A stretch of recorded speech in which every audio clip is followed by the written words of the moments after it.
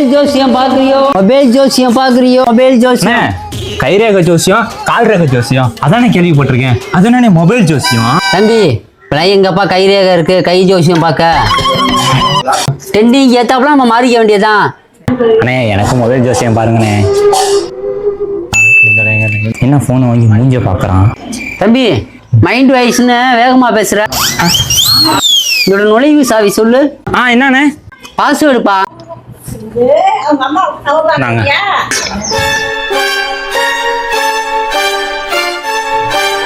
Instagram, Facebook, WhatsApp, GPay, PhonePe, Paytm, chrome எல்லாம் ஓகேண்ணே. அந்த குரோமு மட்டும் எதுக்கு? தம்பி இந்த காலத்துல நல்லவன் அவன் கெட்டவன் அவன் மூஞ்சிய பார்த்தா தெரியாது. அதே அவன் செல்லை வாங்கி யூஸ் பண்ணி பார்த்தோம்னா தெரியும். தெரியாம போனை கொடுத்துட்டோமோ?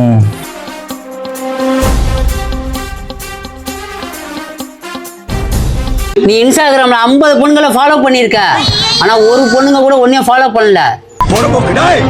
வாட்ஸ்அப்ல ஒரு பொண்ணுகிட்ட கேரிங்கா பேசுறேன்னு போரிங்கா பேசிட்ட, ஆனா அந்த பொண்ணு உன்னை பிளாக்ல போட்டுருச்சு. குரோம்ல பாக்கிறதெல்லாம் பேஸ்புக்ல பாக்கிறதெல்லாம் குரோம்ல. இதை நான் சொல்ல வேணாம், ஆடியன்ஸே புரிஞ்சுக்குவாங்க. மிச்சத்தை பாகம் 2ல சொல்றேன்.